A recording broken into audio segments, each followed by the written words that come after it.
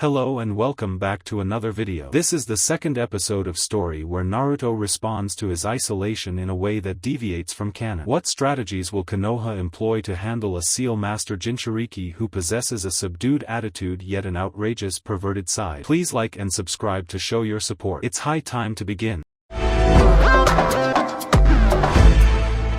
As Naruto and Sai parted ways, escorted once again by Tenzo, Naruto couldn't help but feel a sense of accomplishment. The spar had gone well, and for the first time in a long while, he felt like he might actually be making a new friend. Not in the conventional sense, because, honestly, Naruto's sense of social conventions was still a work in progress, but he sensed that Sai was someone he could grow to understand. Despite Sai's odd quirks and formal mannerisms, Naruto found it refreshing. Sai didn't seem put off by his bluntness or awkward honesty, which was something Naruto greatly appreciated. Meanwhile, in Hiruzen Sarutobi's office, the elderly Hokage and Danzo Shimura continued to observe the interaction from their crystal ball. Though their earlier conversation had devolved into bickering like old friends, they both had a vested interest in what had transpired between their respective wards. "They seem to be getting along better than I expected," Danzo noted, his voice more thoughtful than usual.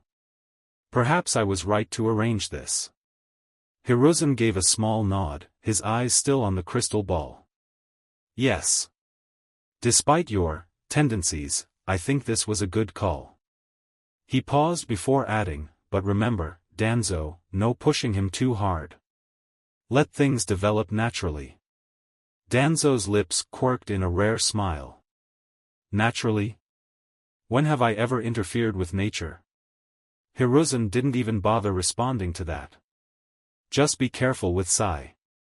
I don't want him breaking Naruto's trust. This boy, he has the potential to be something great, but he needs to be able to rely on the people around him." Danzo waved his hand dismissively. "Sai will do what is needed. I will make sure of it. The boy needs something beyond just training and missions, and Naruto. Well, Naruto could be a grounding influence." Hiruzen chuckled softly. "You think so?" Danzo shrugged. "I think if anyone can break through Sai's conditioning, it'll be a boy like Naruto. He's different." "You've always had a way with understatement," Hiruzen remarked dryly. In truth, both old men knew Naruto was more than just different. He was exceptional, both in his natural abilities and in the path that lay before him. There was no denying it anymore. Whether it was his lineage, his surprising mastery of Fuinjutsu, or his unshakable determination, Naruto Uzumaki was destined for greatness. But as Hiruzen had pointed out earlier, the world wasn't ready for sudden change, and Naruto still had much to learn. Danzo, of course, was already plotting the next steps. He'd introduce a few more sparring sessions, maybe even let Sai teach Naruto some basic ninjutsu. Despite Hiruzen's reservations, Danzo knew the boy needed to be prepared for what was coming, and fast. War was always on the horizon in the shinobi world, even in times of peace. And someone like Naruto, someone with the power of the Kyuubi sealed within, needed to be fully equipped, both physically and mentally. Back in the training grounds, Tenzo remained silent as Naruto walked beside him. The ANBU agent had his orders and didn't intend to interfere with whatever friendship was forming between the two boys, even if it felt a little absurd to be overseeing a playdate for two preteen shinobi. He'd been watching closely, though, and Naruto had handled the situation with more maturity than Tenzo expected. Naruto's curiosity about the world, his intellect, and his calm demeanor surprised Tenzo. He had heard stories of Naruto being loud, brash, and reckless, but that wasn't the boy he saw in front of him. It was clear that, underneath the surface, Naruto was far more thoughtful and calculating than most gave him credit for. Tenzo couldn't help but wonder how much of that came from being raised, in part, by the Sandaime Hokage, and how much was simply Naruto's nature. "So," Tenzo finally said as they neared the village, "did you have fun today?" Naruto considered the question for a moment before nodding. "Hi, I did. Sai-san is interesting. He's different from the others. How so? Naruto rubbed his chin, a thoughtful expression crossing his face. He's not really like the kids in the academy. He doesn't act normal, I guess. But that's fine. I don't either. There was no bitterness in his voice, just a statement of fact. Tenzo smiled under his mask.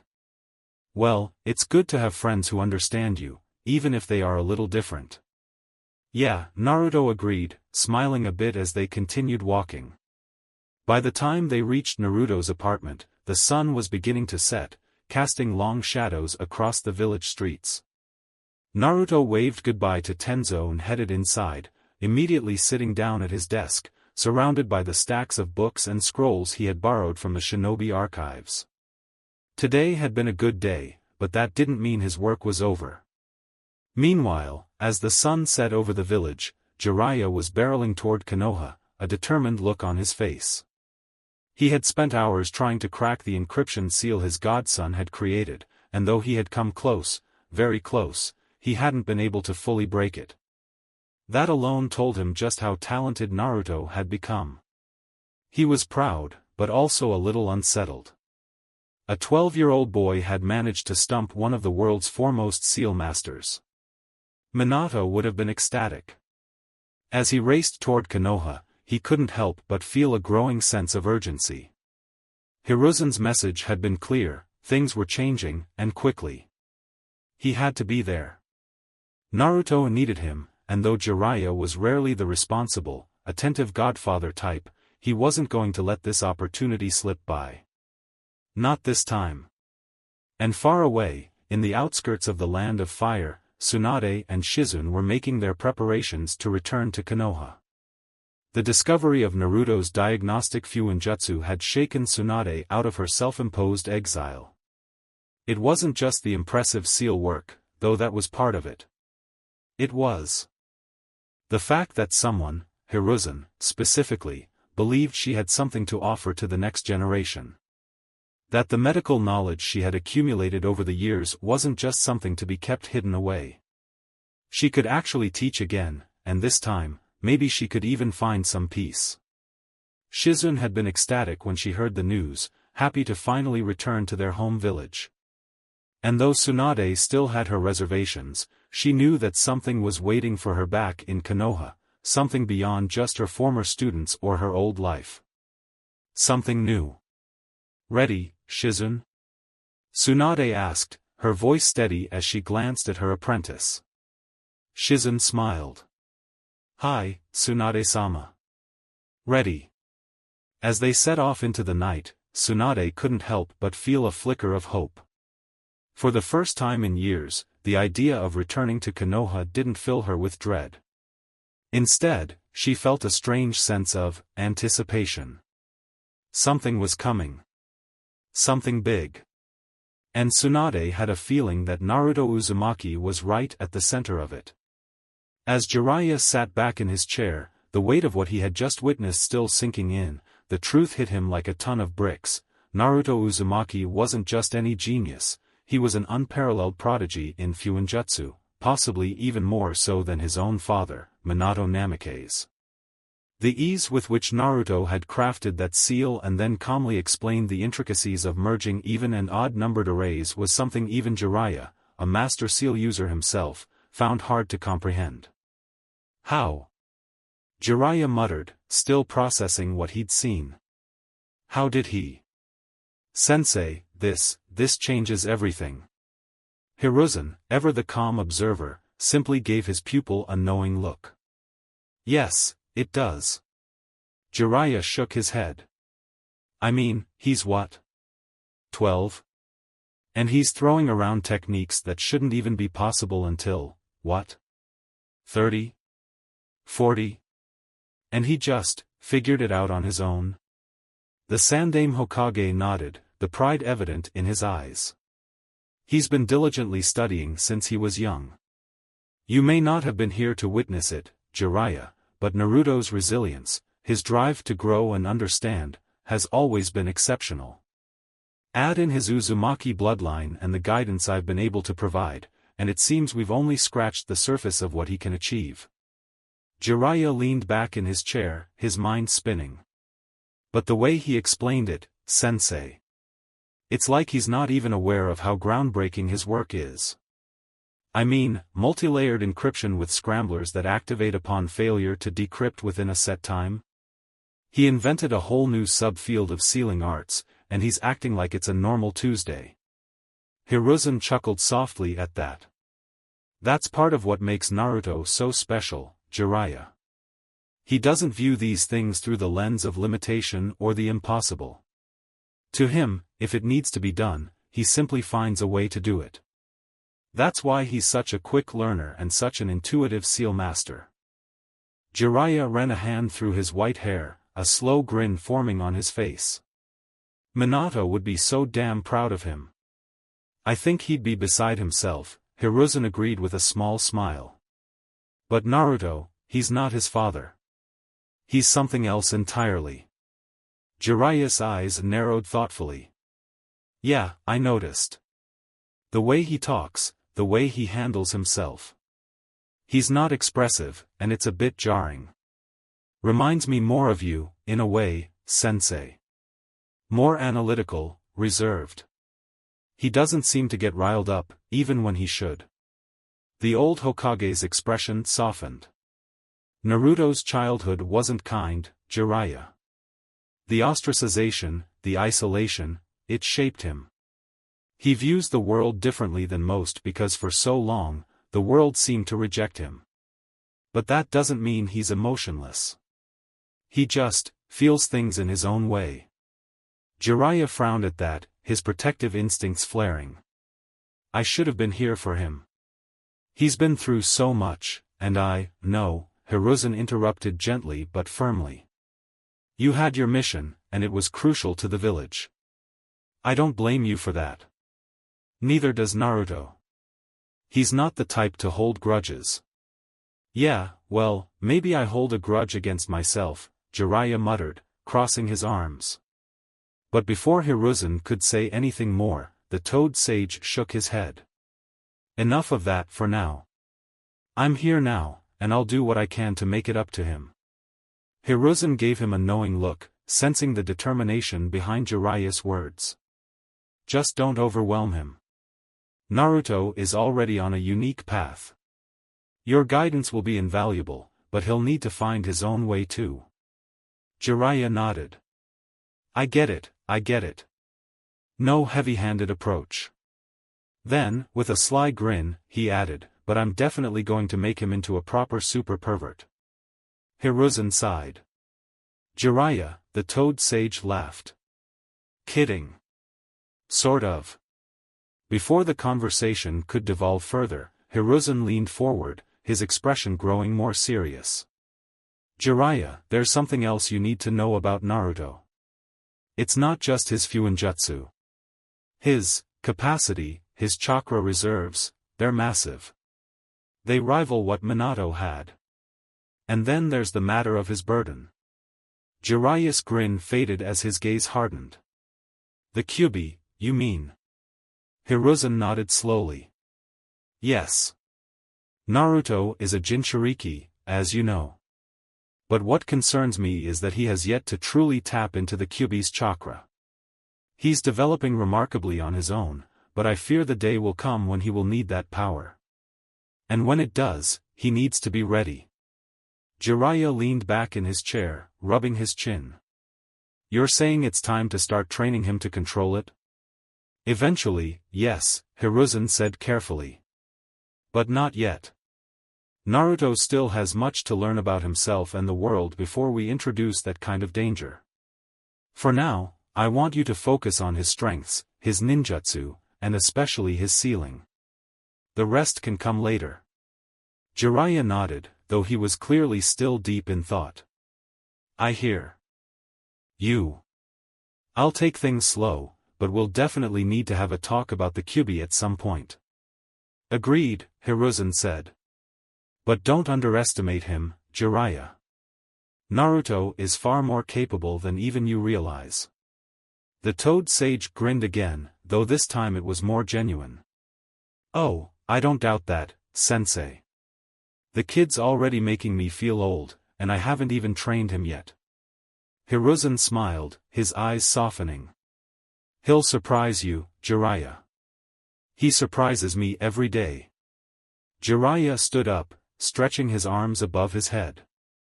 All right then, I'll take your word for it. I'll see if I can't get the gaki to loosen up a bit. And who knows? Maybe I'll finally teach him a few of Minato's tricks. Hiruzen's gaze sharpened at that. Careful with those, Jiraiya. He's not his father, remember. Jiraiya waved him off. I know. But he deserves to know where he comes from. And besides, if anyone can pull off Minato's Hiration someday, it's him. Hiruzen didn't respond to that, though the thought lingered in the air between them. The idea of Naruto mastering the Flying Thunder God technique was both thrilling and terrifying. As Jiraiya made his way to the door, Hiruzen spoke up one last time. Jiraiya, thank you for coming back. Jiraiya paused, turning to give his sensei a small, genuine smile. Yeah, sensei. I'm back for good this time. And with that, he was gone, leaving Hiruzen alone in his office once more. The Hokage leaned back in his chair, exhaling a long breath. Naruto Uzumaki was growing faster than any of them had anticipated. And with Jiraiya now back in the village, guiding him, the future of Konoha had never looked more uncertain, and more promising, than it did now. Ino stood there, still shaken, while Sakura watched her with a mix of concern and amusement. This was far from the dynamic either of them expected when they graduated from the academy. Sakura hadn't realized just how much Hinata had changed over the years, but hearing about her confrontation with Ino painted a very different picture of the quiet, shy girl she used to know. Ino, however, looked like she was re-evaluating her life choices. I didn't know she had that in her, Ino whispered, staring off into the distance, her hands clutching the bento box Hinata had given her days ago. Sakura nodded slowly, feeling an odd sense of sympathy for her former friend and rival. Neither did I, honestly. But I guess Naruto brings something out in her. He always has. Ino narrowed her eyes slightly. What do you mean? Sakura sighed, leaning against the wall of the alley. I don't know. I used to think Naruto was just this loud, annoying kid who didn't take anything seriously. But after being on the same team with him, it's like he's different now. More focused. More capable. He trains like crazy and never complains, and he's, actually smart, Ino. Really smart. She paused, thinking about how Naruto had been helping her during their early morning workouts. And then there's how Hinata acts around him. It's like he's given her some kind of confidence. I can see why she'd be protective of him. He helped her find something in herself. Ino scoffed, still visibly uneasy but trying to brush off the weight of the conversation. So what, he's like her knight in shining armor. Hinata's always been obsessed with him. But that still doesn't explain why she's suddenly all threatening. Sakura gave a half-smile. Maybe you don't see it yet, but Naruto's becoming someone important to people, Ino. Hinata's just smart enough to realize it before the rest of us. She straightened up and looked at Ino more seriously. And I think maybe we should stop underestimating him too. Ino huffed, crossing her arms. Fine, so he's improving. Big deal. He still hasn't beaten Sasuke, has he? Sakura flinched at that. Even now, her crush on Sasuke still lingered, but there was something unsettling about how little progress she'd made in understanding or even getting closer to him. In contrast, Naruto, who she'd once dismissed, was surprising her every day. She hadn't realized how much that bothered her until now. Maybe not, Sakura admitted quietly, but he's getting closer. Ino frowned, her gaze softening just a little. Still, Hinata threatening me like that, that's new. Sakura couldn't help but smirk. Maybe you deserved it a little, pig. You were playing games with Naruto.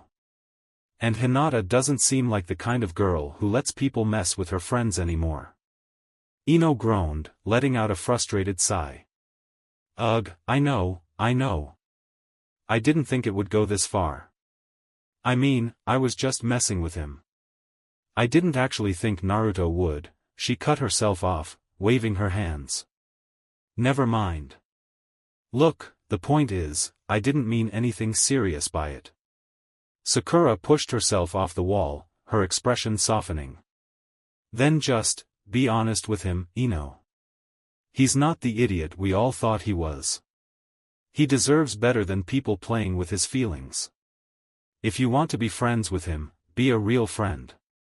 Ino looked thoughtful for a moment before sighing again, running a hand through her hair. I guess you're right. I don't want to deal with Hinata looming over me either.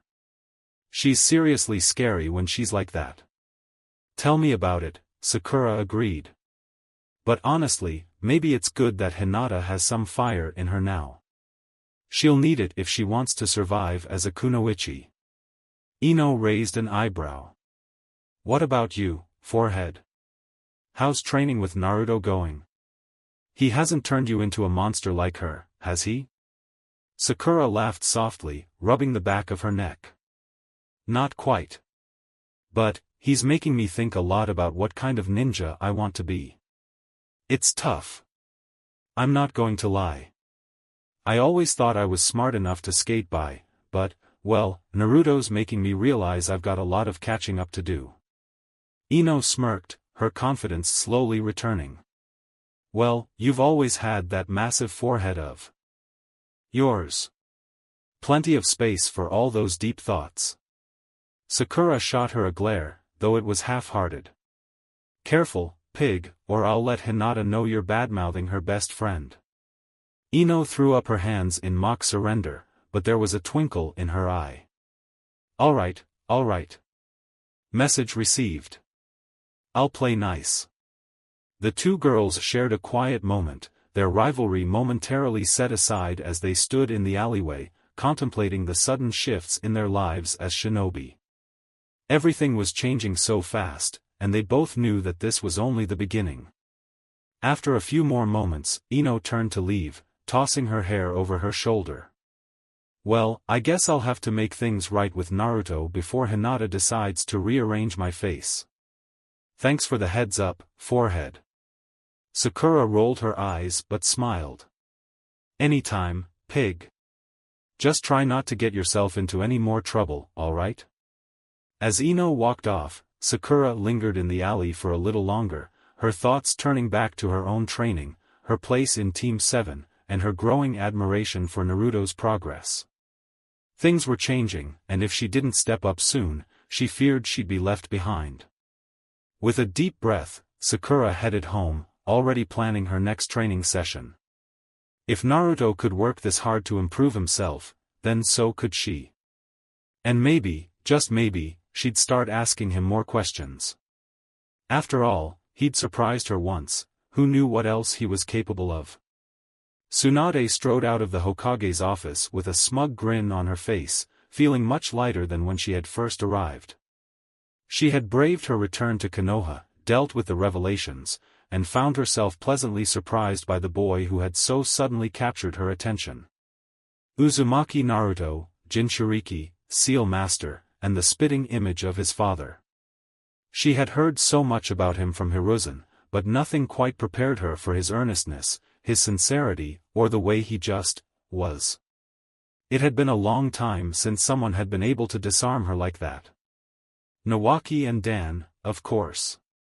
But this boy. Naruto had an honesty about him that was so unfiltered, so raw, it was almost painful to witness.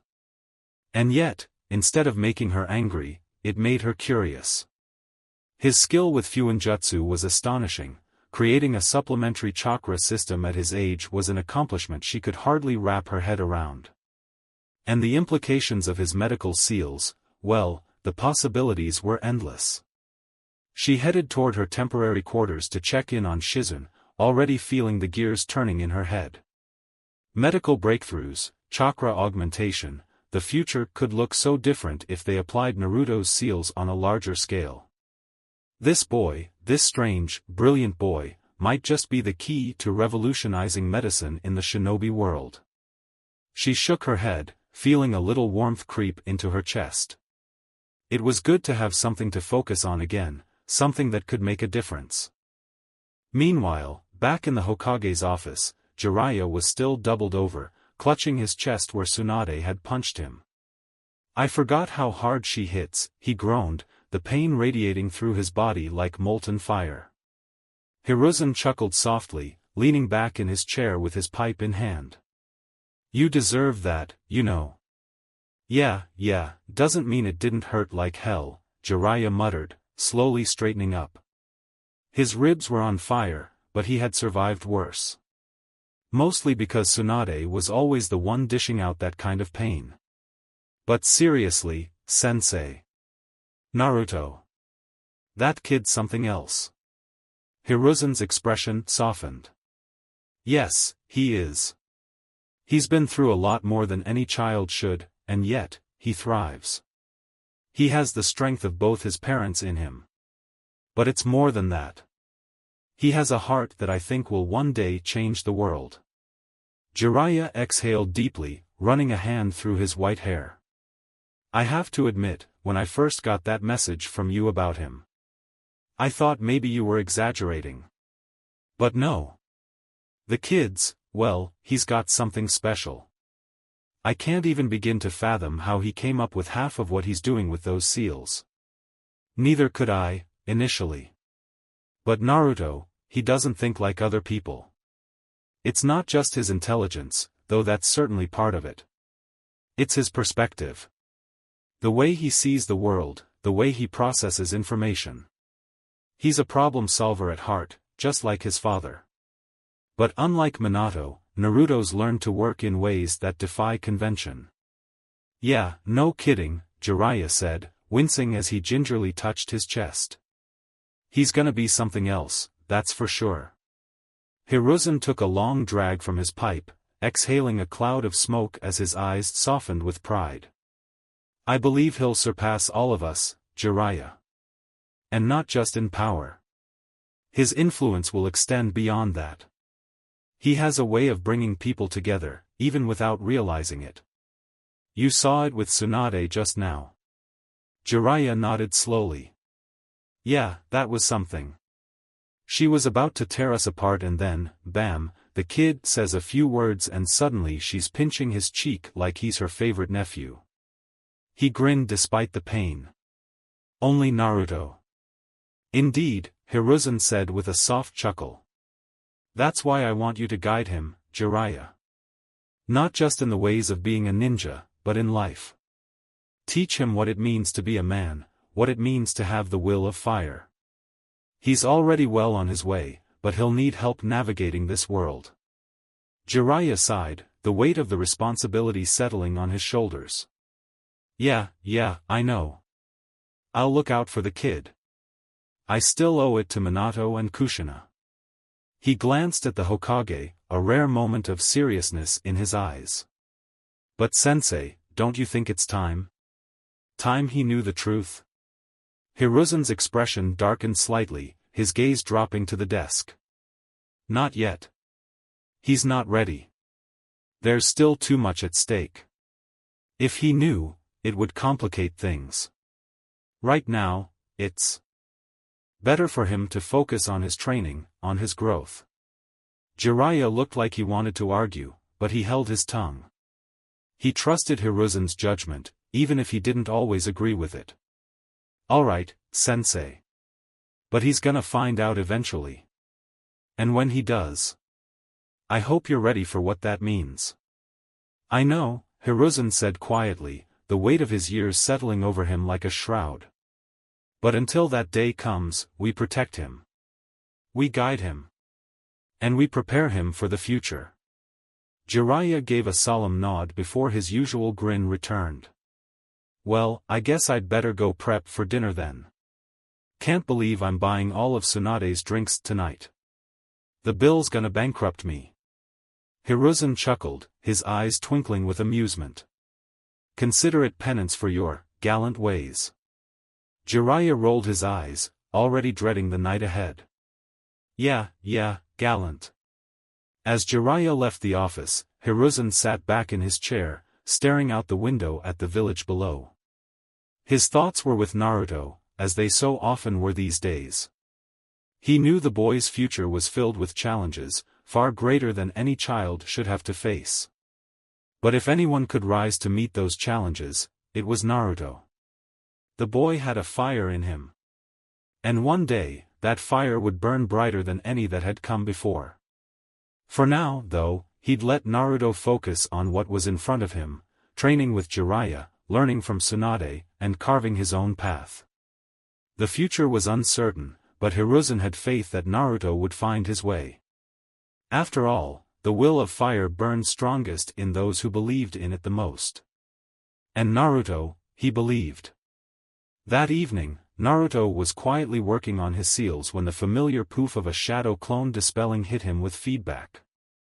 The memories of his earlier encounter with Tsunade replayed in his mind, and he couldn't help but smile at how unexpectedly nice the legendary kunoichi had been. He was excited about the idea of learning from her, even if it wasn't going to be in the traditional sense. He had a lot to offer, and maybe, just maybe, Tsunade could help him grow in ways he hadn't even imagined yet. He pushed aside the distractions, refocusing on his work.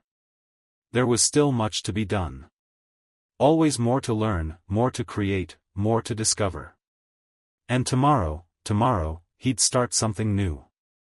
As Naruto continued his walk, his mind now buzzed with the random but pleasant encounter with Shizune and the adorable Tauntaun. He hadn't expected such a calm, almost normal interaction in his usually chaotic day-to-day life. It made him smile, how such simple moments could shift the tone of an afternoon. But then his thoughts quickly returned to his projects. The ideas swimming around in his head were relentless, each one vying for attention. He had so many seals in progress, so many potential breakthroughs just out of reach, and it felt like the closer he got, the further the finish line seemed to stretch. That communication seal, that was the one he really wanted to crack.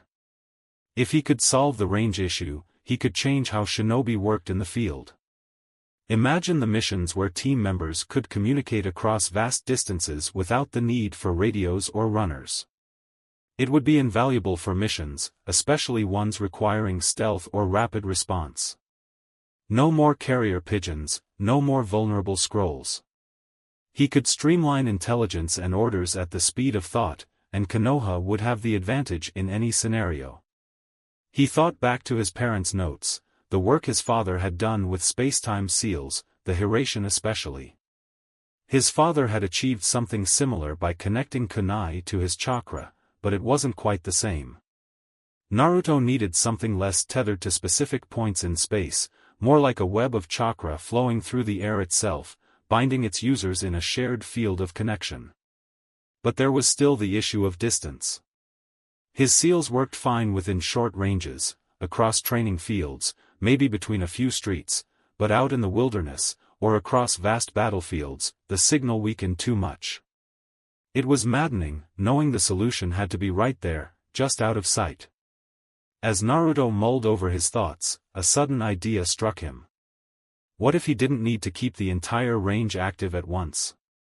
What if he used a series of relays, like markers or checkpoints that carried the signal further as it moved across distances? Instead of one long stretch of chakra connection, he could set up beacons, small, simple seals along a pathway that would boost the signal every so often. It wasn't a permanent solution, but it might just be enough to start testing the concept on a larger scale. He could create these beacons, test the signal boosts, and finally see if he was on the right track. Excited by the possibility, Naruto quickened his pace. He needed to get back to his workspace. The archives had been a valuable source of information, but he wanted to see if this new idea could work with his current resources first. As he darted through the streets, weaving past pedestrians, he couldn't help but think of his upcoming training with Tsunade. His schedule was already packed, but learning from one of the greatest medical minds in the world was an opportunity he couldn't pass up. The fact that she had seen the value in his seals, it was a kind of validation he hadn't been expecting. To have her respect was something that carried a lot of weight in the village. And then there was Shizune. She was different, calm, kind, and not at all what he had expected when he thought of someone who trained under Tsunade.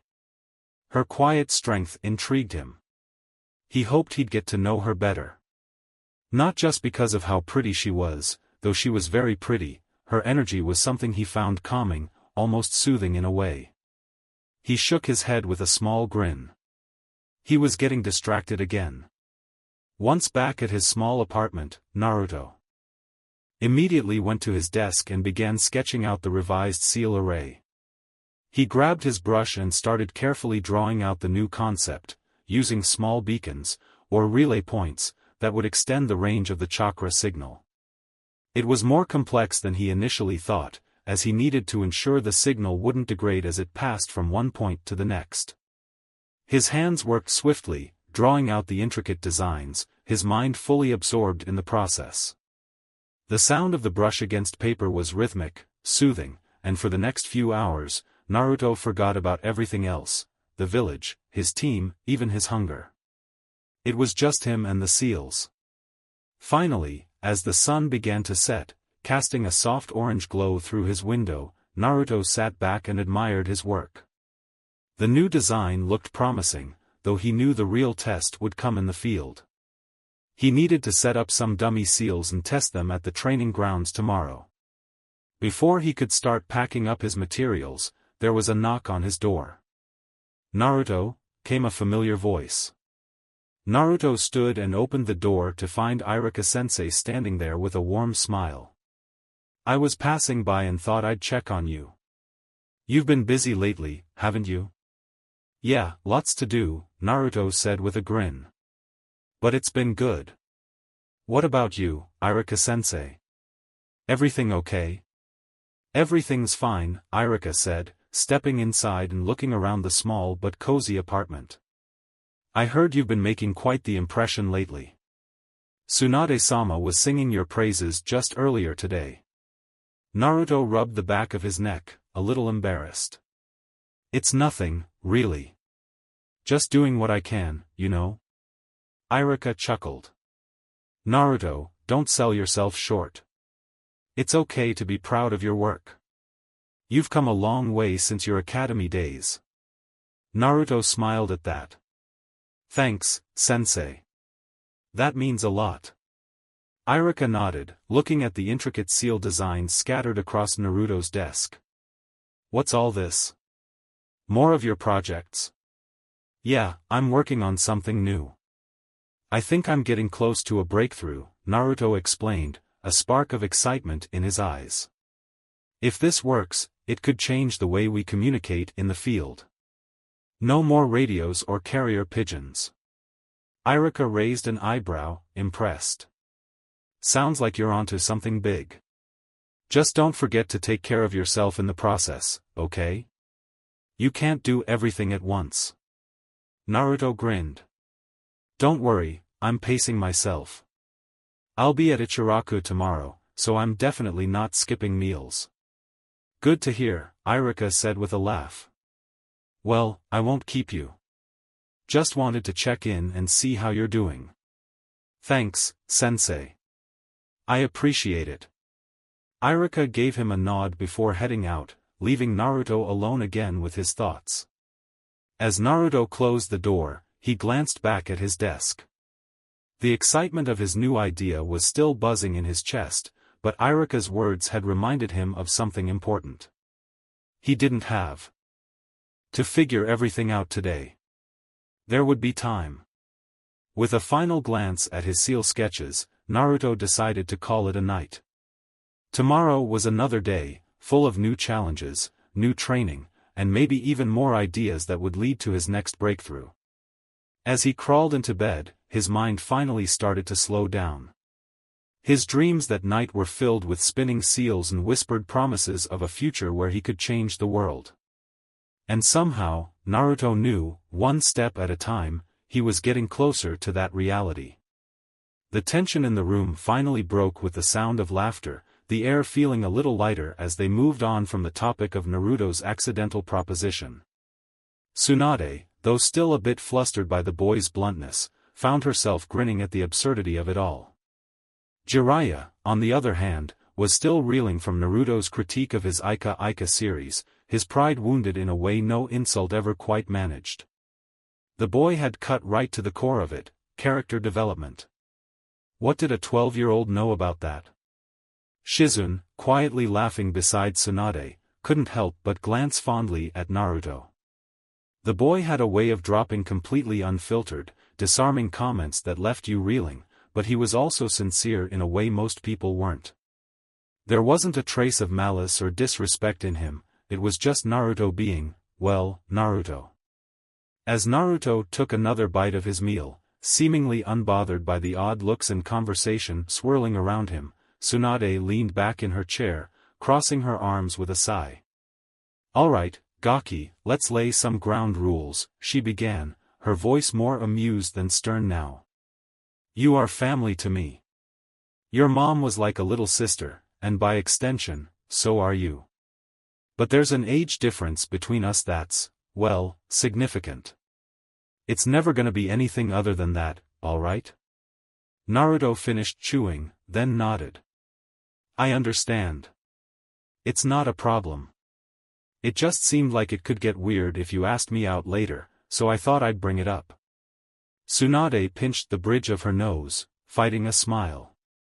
"I appreciate your honesty, Naruto, but let's put that particular worry to bed. There will be no dates. Just family, okay?"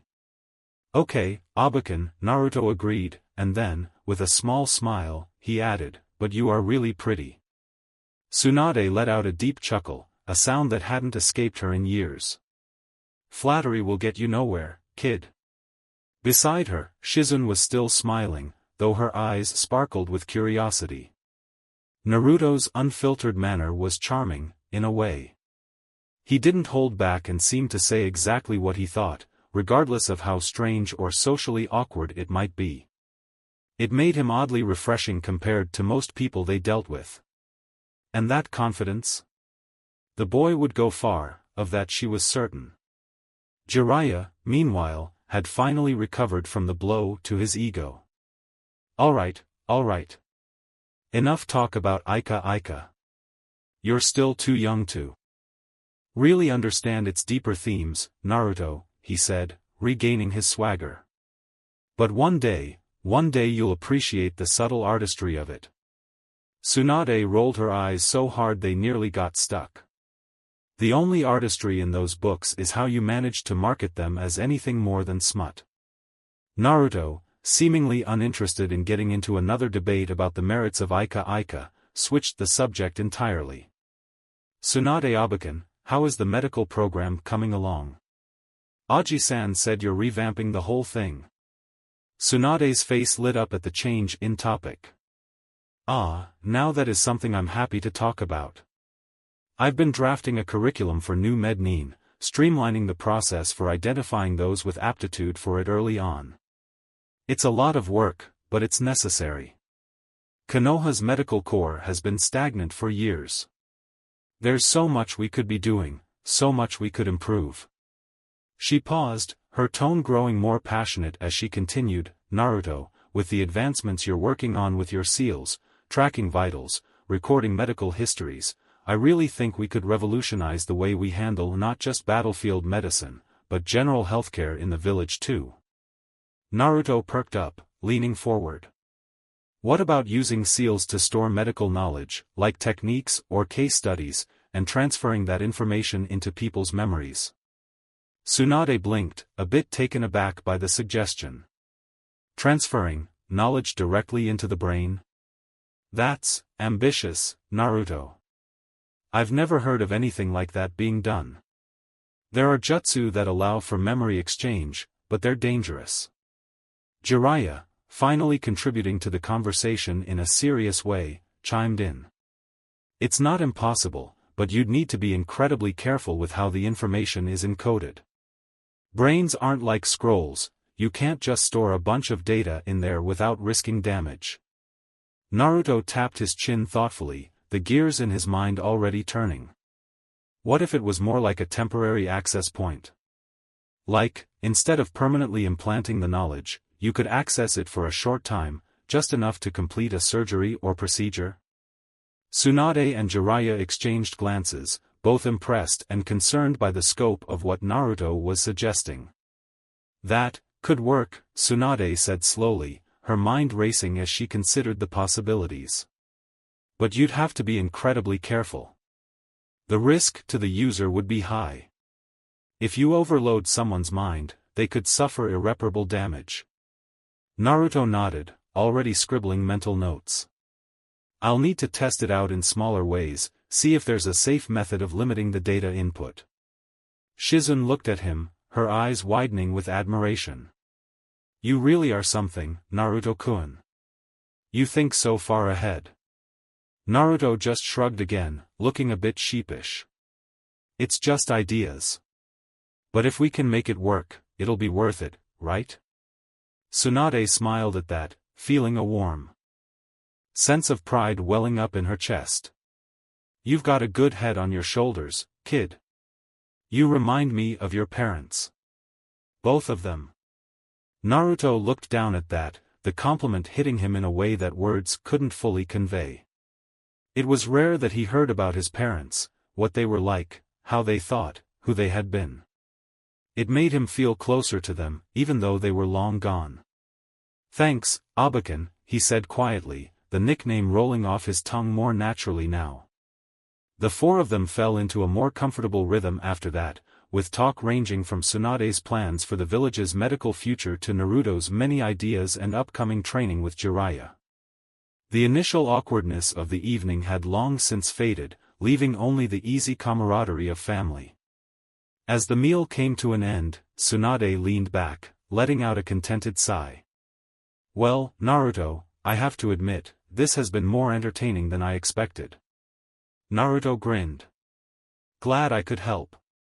But I'll be holding you to that no awkward dates promise.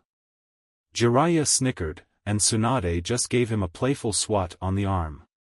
Don't push your luck, brat. Wouldn't dream of it, Abakan. The day had started like any other in Konoha, with Naruto and his team deep in training under the watchful eye of Kakashi.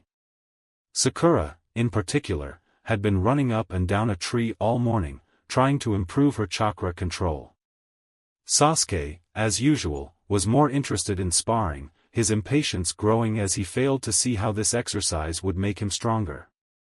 Naruto, however, was in his element, clones scattered across various tasks, from medical training with Tsunade to learning sealing techniques from Jiraiya. He had become a whirlwind of activity, always pushing himself to learn more, grow faster, and prove himself worthy of his lineage. But Naruto was no longer the same boy who once struggled to gain the respect of his peers. His mind, once solely occupied with dreams of becoming Hokage, now brimmed with the complexities of relationships, sealing techniques, and strategies. It was Kakashi who noticed just how much Naruto had changed, and it was also Kakashi who recognized the deeper layers of the boy's development. Today, Kakashi introduced Naruto to a new lesson, one about reading vibes, and understanding how mood and body language could influence not just battles but life itself. And, as Kakashi handed Naruto a scroll of music albums to study, Naruto's curiosity was piqued. He wondered aloud who could help him with dancing, something Kakashi suggested might even improve his taijutsu. Hinata came to mind first, her gentle presence always a calming influence on him, but Kakashi slyly mentioned Ino instead, someone with a more fiery energy that might challenge Naruto in new ways. The idea stuck, and Naruto decided he'd ask her for help, already wondering how he could repay her kindness, though Kakashi advised him to focus more on the intention behind his gratitude than on the specifics of a deal. Later, as Naruto made his way to see Hinata and her sensei, Kurenai, he presented a special bracelet, a gift of thanks. Crafted meticulously, it symbolized not just his growing skills as a seal master, but his appreciation for Kurenai's quiet support and advice during their brief encounters. However, his arrival also brought an unexpected confrontation with Asuma. Though the exchange was subtle, Naruto sensed the silent challenge in Asuma's words, the dismissal of him as too young or insignificant to matter. But something within Naruto sparked, a determination to prove himself that couldn't be ignored. His simple response, yes, carried more weight than Asuma or Kurenai realized, and though they laughed it off, the exchange hinted at a fire that would only grow stronger over the years. As Naruto's life continued to unfold, it was filled with both training and relationships. His days were busy, but they were also rich with meaning, as he balanced learning advanced jutsu with forging connections with his friends. Whether it was sparring with Hinata, learning new jutsu from Sai, or mastering the art of dancing with Ino, Naruto's world expanded beyond just becoming stronger. He was becoming more attuned to the people around him, even if he didn't fully understand all the nuances yet. Yet, despite the training and growth, Naruto still had his missions to attend to, like the ever-dreaded task of finding Tora, the demon cat. Unlike his teammates, who were growing frustrated with the elusive feline, Naruto had a different approach. Rather than forcing the cat back to its owner, he struck a quiet deal with Tora, promising not to take her back until his team found them. The interaction was simple, but it revealed something essential about Naruto. He was learning to navigate challenges in his own unique way, with empathy and understanding. Sasuke, who was ever at odds with Naruto's unconventional thinking, couldn't quite comprehend how Naruto's strange methods often led to success. As the team returned Tora to the Hokage, they were met with the same scene they'd experienced before, Madame Shijimi's enthusiastic but suffocating affection for her pet. However, this time, her reaction to Naruto's presence shifted, her joy faltering as she looked at him with a knowing glance. Her change in demeanor hinted at something deeper, something connected to Naruto's lineage, though the boy himself was unaware of it. Hiruzen, however, understood, and his quick dismissal of the encounter avoided any uncomfortable questions. Then came the moment they had all been waiting for. Kakashi, confident in their abilities, requested a C-rank mission.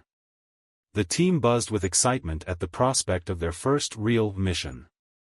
When Tazuna, the client, arrived, however, he was less than impressed, casting insults at Naruto for his size and appearance. Naruto, though tempted to use a newly crafted seal to put the man in his place, restrained himself at the Hokage's quiet admonishment. But that spark of determination, the same one ignited by Asuma's earlier dismissal, burned brighter. In 2 hours, they would be at the East Gate, embarking on their first C-rank mission, a mission that would take them far beyond the safety of Konoha's walls and into the unknown. And though they didn't realize it yet, this mission would be the catalyst for a series of events that would change their lives forever. As Team 7 set off toward the coast, the early signs of an escalating mission loomed just behind them. The tension was palpable, despite the quiet nature of the day. They had left Konoha expecting a routine C-rank mission, but Naruto and Kakashi knew better now. This was no mere bodyguard task. Somewhere out there, dangerous forces were already moving against them, forces with a clear intent to kill, and a far more sinister agenda than Tazuna had initially let on. The team walked in standard formation, Sasuke led in front, keeping his eyes sharp, Naruto and Sakura flanked the sides, while Kakashi, seemingly absorbed in his Ika novel, followed behind. But behind his lazy demeanor, Kakashi was fully aware, constantly assessing the situation. It wasn't long before they came across a simple puddle along the dirt road. Naruto, keen-eyed and well-read on genjutsu thanks to Yuhi-sensei, instantly recognized the signs of a trap. His mind raced, torn between acting or observing. He glanced back at Kakashi, seeking confirmation. A small, almost imperceptible nod from his sensei was all the assurance he needed. This was going to be their test. They passed the puddle without breaking pace, though Naruto's heart drummed louder in his chest. The silence stretched unbearably thin until, like clockwork, the trap was sprung. Two shinobi leapt out, chains glinting in the midday sun as they snared Kakashi in one swift motion. Sakura's scream pierced the air as the chains tightened around their sensei, seemingly tearing him apart in a gruesome display of blood and blades. One down, one of the masked shinobi muttered coldly. In that split second, everything changed. Sasuke moved first, instincts taking over as he launched himself toward the attackers, quick as lightning. His foot connected with one of the attackers, sending the man crashing into a tree. A kunai followed, pinning their chain to the bark and forcing the two brothers to disengage their weapon. Meanwhile, Naruto's mind buzzed with the intensity of the moment, his first real fight. His eskrima sticks were in his hands before he even realized it, fingers tight on the wooden grips. Everything was happening so fast, but Naruto remained calm, forcing himself to breathe evenly. His training kicked in, his body ready to move, ready to strike, but he knew that rash action would cost them. Sasuke's sudden intervention, however, threw off Naruto's carefully laid trap. As Sasuke broke free from his fight to rush toward the other attacker, presumably to save Naruto, he unwittingly triggered Naruto's concealed seal. The Uchiha froze mid-charge, paralyzed by the trap Naruto had laid in the dirt. Sasuke, wide-eyed and fuming, could do nothing as the enemy ninja closed in on him with a kunai aimed straight for his heart. But Kakashi wasn't dead. In an instant, the silver-haired jounin appeared behind the assassin, gripping his neck with one hand, while his other hand subdued the second attacker. His iconic eye crinkled with amusement as he eyed his students, clearly impressed by their reactions despite the chaotic mess they'd made. He excused himself briefly, dragging the two shinobi into the nearby woods to gather information, leaving the rest of the team to recover from the shock. When Kakashi returned, Sasuke's scowl deepened, angry at being rendered immobile by his own teammates' plan, while Naruto remained calm, focused on the broader picture. Tazuna, meanwhile, wore a look of guilt and fear, realizing the gravity of the situation he dragged these young shinobi into. When Kakashi pressed him for the truth, Tazuna finally relented, his voice trembling as he explained the real danger they were facing, an international criminal named Gato who wanted him dead. The truth changed everything. Kakashi offered his team the chance to retreat, to turn back now before things grew more dangerous. But Sasuke was eager to continue, the thrill of battle still burning in his blood. Sakura, though less confident, agreed, trusting her team. Naruto, however, remained quiet, lost in thought as he assessed the situation from a different angle. His mind worked through the logistics, the strategy. This isn't really a bodyguard mission anymore, Naruto finally said, his voice steady but thoughtful. Kakashi raised an eyebrow, intrigued. Oh? What do you mean? We're entering hostile territory with an enemy who's actively hunting us. This is more of an infiltration now, Naruto explained, his fingers stroking his chin thoughtfully. We can't go in looking like shinobi. We need to change our approach. Kakashi couldn't help but smile under his mask. He had been waiting to see how Naruto's sharp mind would handle this shift in the mission.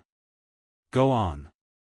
Naruto laid out a plan. They would disguise themselves as civilians, removing anything that might give them away as ninja. No headbands, no clan insignias, nothing to tip off their enemies. They would blend in, move like ordinary travelers, and ensure that when the enemy came for them, they would be ready. His clone, now questioning Tazuna, was already collecting details on their arrival into the land of waves, scouting for potential ambush points or safe zones. The boy's mind was sharp, always thinking ahead. Kakashi ordered the team to change out of their ninja attire, and within minutes, Sasuke, Sakura, and Naruto returned looking like three different people. Sasuke threw on a rain cloak, hiding his weapons, while Sakura had swapped her outfit for civilian clothing. Naruto, ever the tactician, transformed into his sexy jutsu form, a raven-haired girl with her trademark whisker marks carefully hidden. Even Kakashi joined in, applying a quick seal that Naruto handed him to turn his silver hair black. They no longer looked like Team 7, a shinobi squad on a dangerous mission. Now, they were just a group of travelers escorting an old man across the border. Naruto, however, took things a step further. Using a combination of seals and henge, he knocked Tazuna out and stored him in a transport scroll, transforming a clone into a perfect copy of the bridge builder. Now, they had an ace in the hole. If the enemy came for Tazuna, they would be attacking a decoy. It was a clever move, one that left Kakashi impressed with Naruto's growing tactical mind. As they made their way toward the coast, Kakashi critiqued their earlier performance, pointing out where each of them could improve. Naruto had hesitated when he shouldn't have, waiting too long to act. Sasuke, for all his skill, had let his pride cloud his judgment and ruined a perfectly laid trap. But Kakashi knew they would learn from this. He had faith in his team, even if he didn't always show it. By the time they reached the boatman who would take them into the land of waves, dusk was beginning to settle. The air grew colder, the shadows longer, as they quietly boarded the boat and set off across the water. Kakashi could feel eyes on them, the weight of an unseen presence, but he made no move to acknowledge it. To do so would be to tip their hand, and they needed to maintain the illusion. Once they reached Tazuna's home, the team prepared for the night ahead. Naruto, always one step ahead, unsealed the real Tazuna and set to work. Clones appeared in quick succession, fanning out across the property, securing the perimeter, and fortifying the house with complex seals. Two more teams of clones headed for the bridge, working under cover of darkness to create a network of traps and barriers.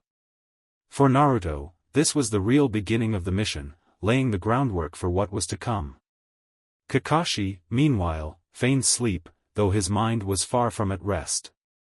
He couldn't help but admire Naruto's foresight, his adaptability. The boy was shaping up to be far more than just a future Hokage. He was a leader in the making, capable of navigating complex strategies and thinking 3 steps ahead. Kakashi had planned to handle this mission with his usual nonchalance, confident in his own abilities to keep the team safe. But Naruto had reminded him that this wasn't just about brute strength or flashy jutsu, it was about planning, about turning weaknesses into strengths. The next day would be the true test. Gato's forces were out there, watching, waiting for the right moment to strike. But when they came, Team 7 would be ready. Zabuza Momochi stood still in the clearing, his grip tightening on Haku's mask, the short note crumpling under the pressure of his hand. The message was clear, its threat implicit, but his fury was instant and blinding. His mind whirled through a storm of possibilities, but each one only stoked the fire of his anger. They had Haku.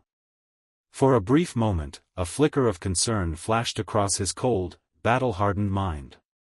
But it was quickly buried beneath a seething, venomous rage. Haku was his tool, his weapon, his creation. No one had the right to take that from him. And the fools who thought to use Haku as leverage would soon learn that he, Zabuza, the demon of the mist, did not negotiate. He slaughtered. The audacity of these ninja, whoever they were.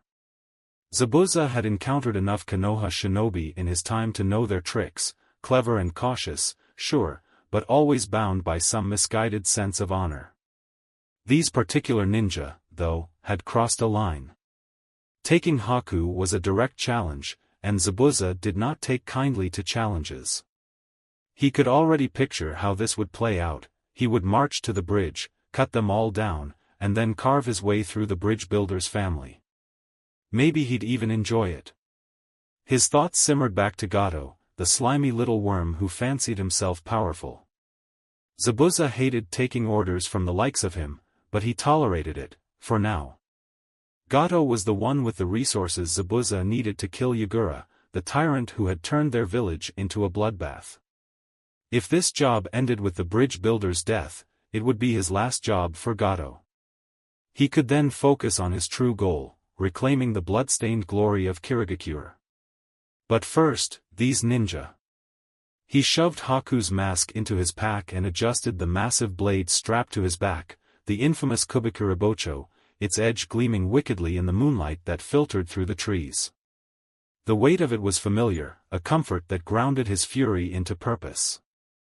Midnight wasn't far off, and if the Konoha shinobi thought they had the upper hand, they were sorely mistaken.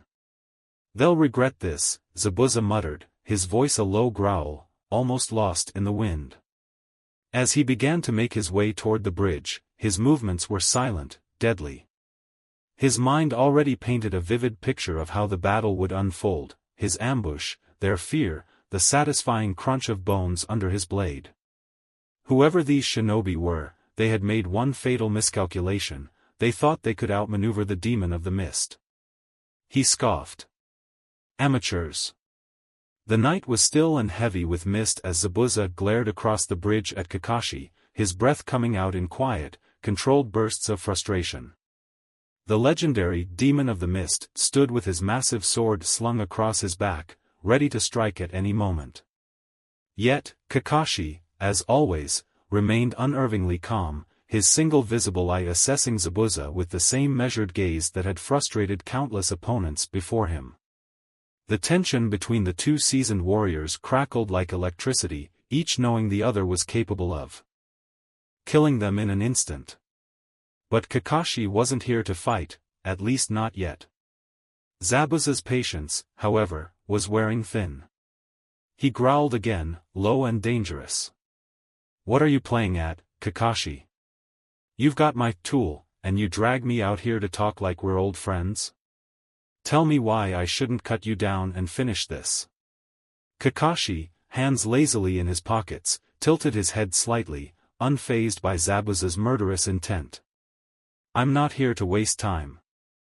Let's be honest with each other, Zabuza, this whole situation stinks, doesn't it?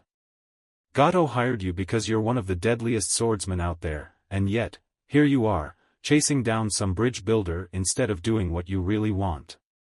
Does that seem right to you?" Zabuza's eyes narrowed. He hated to admit it, but Kakashi was striking uncomfortably close to the truth. "Get to the point, Hatake." "All right then," Kakashi said, his voice dropping its casual tone. "You're a professional, Zabuza. I am too. We both know there's more to this situation than just a bridge. Gato isn't the real problem here, he's a worm. A stepping stone for someone like you. And yet, here you are, working for him, when you could be, oh, I don't know, killing Yagura and taking back Kirigakure." Zabuza's eyes flashed with something dark, an old ambition rekindled by Kakashi's words. His hands twitched, but he didn't move. Kakashi wasn't just speaking as a ninja, he was speaking as someone who had seen what Zabuza longed for, a chance at freedom, a chance to reclaim his home. Kakashi, sensing Zabuza's internal struggle, pressed on. "This bridge is just a symbol for the people of Nami no Kuni. But for Gato? It's leverage. He's not just trying to stop the bridge, Zabuza. He's playing us against each other. And you're just another piece on his board. You don't really think Gato respects you, do you?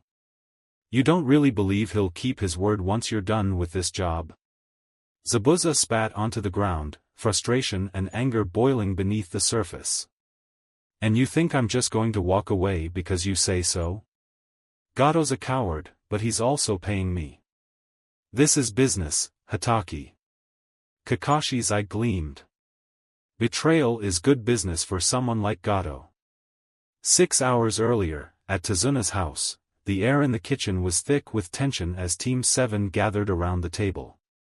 Kakashi's calm demeanor only added to the weight of the conversation they were having, as the team discussed their options regarding Zabuza. Sasuke had been the first to speak up, his sharp voice cutting through the quiet. "If we have his partner, Haku, why don't we just go in and take him out? Zabuza's the real threat. We could end this quickly if we strike together." Kakashi nodded thoughtfully, acknowledging Sasuke's straightforward approach. "True, we could take Zabuza. I'm confident I can defeat him, though it would be difficult." He paused, letting the words sink in. But, why is that the right choice? Sakura, ever. The strategist, spoke up next, though her voice carried uncertainty. We don't have enough information yet, right? We don't know the full extent of Gato's forces. Kakashi nodded approvingly. Exactly. While I'm fairly sure Haku was Zabuza's last line of defense, we can't be certain about Gato's strength or his numbers. We don't know who else he might have hired, or how many men he has at his disposal. Charging in without that information would be reckless. This isn't about brute force, it's about strategy. Naruto had been uncharacteristically quiet during the discussion, his face set in concentration. When Kakashi called on him, Naruto's answer was far more complex. We're in a four-party conflict, not a two-party one, Naruto said, his fingers tapping lightly on the table as he thought through the scenario. Kakashi raised an eyebrow, intrigued. Go on. Nominally, it looks like it's us versus Zabuza. But really, it's more complicated than that. Tazuna and Gato are the visible players, but you and Zabuza represent the hidden interests. Zabuza's only loyal to Gato as long as he's getting paid. He could flip on Gato if he had a reason to. And you're not just trying to win this mission for us. You're also trying to protect Konoha's interests long-term, which means not getting into a pointless fight if we don't need to. Kakashi's eye crinkled in a small smile. Exactly. Well done, Naruto. Back at the bridge, 12:09 a.m., Zabuza's grip on his sword tightened, his knuckles white with tension as he processed Kakashi's words. The idea that Gato would betray him wasn't entirely foreign, he'd seen men like Gato before. Spineless. Treacherous. Willing to turn on anyone to save themselves. But still, Zabuza wasn't someone who let his guard down, especially not with his pride on the line. You think you can pit me against Gato and just walk away, Hatake? Zabuza sneered, but there was hesitation in his voice. What's stopping me from just killing you right now, taking the money, and dealing with Gato later? Kakashi shrugged casually, his gaze unflinching. Because you know I'm right. And deep down, you know Gato's already making moves behind your back. If I were him, I'd already have someone waiting to finish you off the second you kill Tazuna and outlive your usefulness. Zabuza was silent for a moment, the mist swirling around him like a cloak of fury. He hated how calm Kakashi was, how his words gnawed at the edges of Zabuza's cold, calculated mind.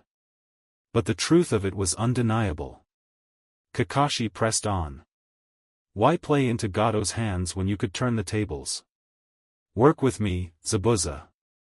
You walk away with your life, Haku's life, and a chance to take what you really want, revenge against Yagura. You help us end Gato's reign, and in return, we make sure you and Haku walk away clean. Zabuza's eyes flickered to the side. Haku. The boy was everything to him, and though he would never admit it out loud, he cared more for the child than he did for any amount of coin. His silence stretched, thick as the fog, as he weighed the offer in his mind. Kakashi knew he was close. It's your call, Zabuza. You can die for a few measly coins, or you can fight for something real. Zabuza clenched his teeth, a low growl building in his chest. He hated being cornered like this, hated how Kakashi had stripped him of his options. But deep down, he knew the truth. With a slow, deliberate motion, Zabuza shifted his sword off his back, letting it rest in the ground beside him. His eyes never left Kakashi's as he spoke. What's your plan, Hatake? And with that, the tide of the battle had shifted. As the sun hung low over Nami's horizon, the shadows lengthened, casting a quiet calm over the land. The silence, however, belied the turbulent events unfolding beneath the surface. The tension was palpable, though few could see the threads being pulled behind the scenes. Gato, the slimy crime lord who had held the entire island in his grip, was still fuming from his earlier meeting with Zabuza. The arrogance of the mercenary, daring to dismiss him, Gato, the one cutting the checks, had set his blood boiling. That brute was supposed to be under his control, a mere hired sword. Yet, Zabuza's blatant disregard for Gato's authority, treating him like some inconsequential fool, gnawed at the crime lord. Gato wasn't accustomed to being looked down on, and certainly not by some muscle-bound rogue from the mist. As Gato and his bodyguards neared the daimyo's mansion, still stewing in his thoughts, his journey was rudely interrupted. Before he could blink, Gato found himself flat on his back, the sky above spinning. The impact had knocked the wind from his lungs, and confusion reigned as he struggled to comprehend what had just happened. Strong hands yanked him upright with little effort. His vision cleared to reveal his assailant, a lanky boy, a teenager really, with brown hair and panicked black eyes. "Oh, geez. I'm sorry about that, oh geez," the boy stammered, his voice high with nervousness. Beside the boy stood an older, balding man, who immediately started berating him. "See what you've done now, idiot. This is why you can't be in charge. I let you pick once, and you screw it up. You run into people and cause all sorts of trouble." The two bickered as if Gato wasn't even there, the older man slapping at the boy, who flailed in return. The absurdity of the scene would have been comical if Gato weren't seething with anger. His two bodyguards, Waraji and Zori, quickly stepped in, breaking up the scuffle and forcing the odd duo to slink away into the nearby alley. Gato scowled, dusting off his expensive suit, muttering curses under his breath. The grandfather and grandson, or whatever they were, had only deepened his sour mood. He stormed off toward the mansion, fully intent on drowning his frustrations in alcohol once he arrived. But in the alleyway, unbeknownst to him, the two bumbling strangers were already regrouping with a third figure hidden in the shadows. "Did you do it?" the voice asked quietly. "Yeah," the boy, Spiral 2, replied, nodding with a satisfied grin. Spiral 3, the older man, nodded as well, confirming the task had been completed. The first clone, Spiral 1, disappeared in a blur of motion, continuing his job of trailing Gato and keeping a close watch on his movements. The second clone, Spiral 2, activated his communication seal, tapping into the intricate network of seals Naruto had set up earlier. "Spiral 2 to Cherry Bomb, do you copy?" Sakura, who was stationed back at Tazuna's house, listening through the seals for any valuable information, immediately responded. "This is Cherry Bomb. Spiral 2, I copy. What's the status?" I tagged Gato and his two guards. They're on channels 2, 3, and 4 respectively. Switching surveillance now. Over. I'll switch the channels, Sakura confirmed, her voice steady. Good work. Over and out. As Sakura remained vigilant, her focus on any critical intel from Gato's entourage, the rest of Team 7 took advantage of the quiet lull. Kakashi and Sasuke were resting in preparation for the midnight meeting with Zabuza, while a clone of Naruto helped Tsunade around the house, ever mindful of the danger looming over her and her father. The original Naruto, however, was in the spare bedroom, quietly observing the figure of Haku, who lay still on a makeshift bed. Haku was conscious, though clearly in pain, her body betraying her as much as her heart. The physical wounds from the trap that had captured her were minor compared to the emotional devastation she felt. Her identity, her purpose, had crumbled the moment she was captured, separated from Zabuza. She had failed. In her mind, that failure meant only one thing: she was a tool, broken and discarded. There was no value in a tool that could no longer serve its purpose. "Kill me," she whispered, her voice weak but steady. "I have no value to you. I am just a broken tool." Zabuza-sama would say the same. Naruto, who had been quietly holding a snow rabbit in his lap, stood and approached her. His footsteps were slow and deliberate, and though Haku refused to look at him, she felt his presence growing nearer. She flinched, not out of fear, but from the remnants of her own instinctual will to survive, a will she hated in this moment. Naruto said nothing as he moved beside her, his hand reaching out to pinch her arm, hard. Ow! Haku exclaimed, her voice filled with surprise. Why did you do that? Naruto sat back down, his expression calm but firm. I've never heard a kunai scream in pain before, he replied, his voice cool and matter-of-fact. You're not a tool, Haku. You're a person. And people don't become useless just because they fail. Haku's eyes widened slightly, taken aback by his words. You're wrong, she whispered. That's exactly what I am. I failed to protect Zabuza-sama. I've put him at risk, and now I have no reason to. Live. Naruto tilted his head, his eyes narrowing slightly as he studied her. What purpose was so significant that failing it means you should die? Haku finally made eye contact with him, her gaze heavy with sorrow. To protect the person who saved me. My precious person, Zabuza-sama. Zabuza isn't dead, Naruto pointed out. So what's really making you feel this way? Haku's face twisted in frustration. I failed him. That's the greatest shame for a tool like me. I have no other purpose. Naruto considered her words for a moment, then responded quietly. Shame. I've seen it before. My Aji-san, my grandfather, had to explain it to me. People, they carry shame like a burden, and it changes them. I've seen it in my village. He paused, his voice calm but thoughtful as he shared his own experiences. My villagers used to hate me. They looked at me with fear and anger for as long as I can remember. But they didn't really know why. My Aji-san explained that they hated me because they didn't want to face their own mistakes, their own shame. If they admitted they were wrong about me, they'd have to admit they had mistreated a child all these years. Haku was silent, listening to Naruto's story with a mix of fascination and confusion. Do you hate them for it? No, Naruto said, shaking his head. I don't hate them. They're stuck. They're trapped by their own fear and guilt. It's sad, but I can't change them.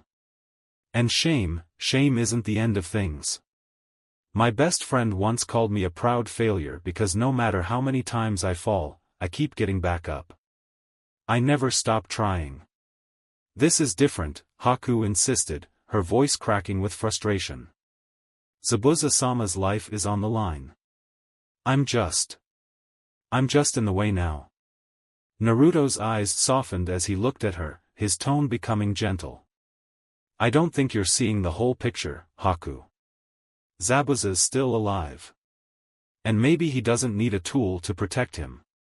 Maybe he needs something else. Have you ever thought about that? Haku's brow furrowed. What do you mean? There's more than one way to protect someone, Naruto explained. In my village, we believe in the will of fire. It's the idea that we're all family, and we all look after each other in different ways. Sometimes, protecting someone doesn't mean standing in front of them. Sometimes, it means standing beside them or helping them carry their burdens. Haku's gaze softened, though doubt still clouded her thoughts. But Zabuza-sama's goal is to overthrow the Mizukage. Yagura. He's trying to free Kirigakure. How can I help him if I'm just getting in the way? Naruto leaned forward, meeting her eyes. Maybe Zabuza doesn't just need someone to take his burdens. Maybe he needs someone to share them with. It sounds like he's carrying a lot on his own. And even if you're not a tool anymore, you can still be something important. You can still protect him, just in a different way. Haku fell silent, her mind swirling with the weight of Naruto's words. She had spent her life believing that her only worth came from being Zabuza's tool, his weapon. But now she wasn't so sure. Could it be that Zabuza needed more from her? Could it be that he needed her to be something more than just a shield? As Naruto stood to leave, he placed a jar of medicinal ointment on the bedside table. This'll help with the pain, he said quietly. If you need help applying it to your back, just let me know. Haku glared at him, half annoyed and half embarrassed. I don't need your help. Boys your age get ideas.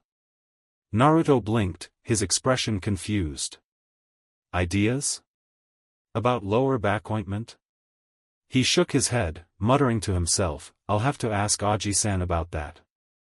Haku, despite herself, let out a small laugh. The boy was strange, naive, blunt, and incredibly odd. But his words had reached her in a way she hadn't expected.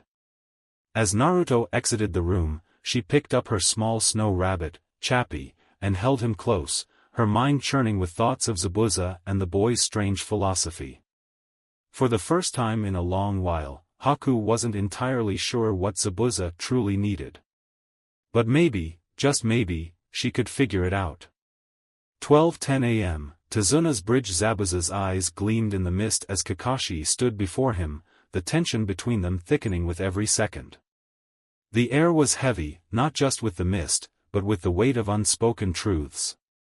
Zabuza's grip on his massive sword tightened as his frustration mounted, but he still wasn't willing to strike just yet. He wanted to hear Kakashi out, even if every fiber of his being was urging him to cut the conversation short, along with Kakashi's life. You still haven't told me what you want, Kakashi, Zabuza growled, his voice low, dangerous. Kakashi, ever calm, met Zabuza's cold gaze with the same measured confidence. Simple. I want to procure your services, he said, his voice casual as if they were discussing the weather. It shouldn't be too hard to make Gato disappear. Then, you can take what he was going to pay you and be on your merry way. No mess, no unnecessary bloodshed. Zabuza sneered, clearly unimpressed by Kakashi's proposal. Back out of a contract? Just because I'm a missing ninja doesn't mean I have no honor, Hatake. And besides, taking your bingo book bounty would be a nice bonus. You're a fool if you think I'm just going to walk away from this. Kakashi's single visible eye crinkled in an amused smile. You could try for my bounty, he said, but I wonder, would you even live long enough to claim it? You're good, Zabuza, but if we fight, you'll be exhausted. And Gato's men? They'll be waiting to pick off whoever's left. So, do you really want Gato's goons to kill you after you exhaust yourself against me? He paused, letting his words sink in. Unless, that's exactly what you want. 3:57 p.m., Gato's hideout/Nami's daimyo mansion. Meanwhile, at Gato's hideout, the crime lord's foul mood had only worsened after his earlier confrontation with Zabuza.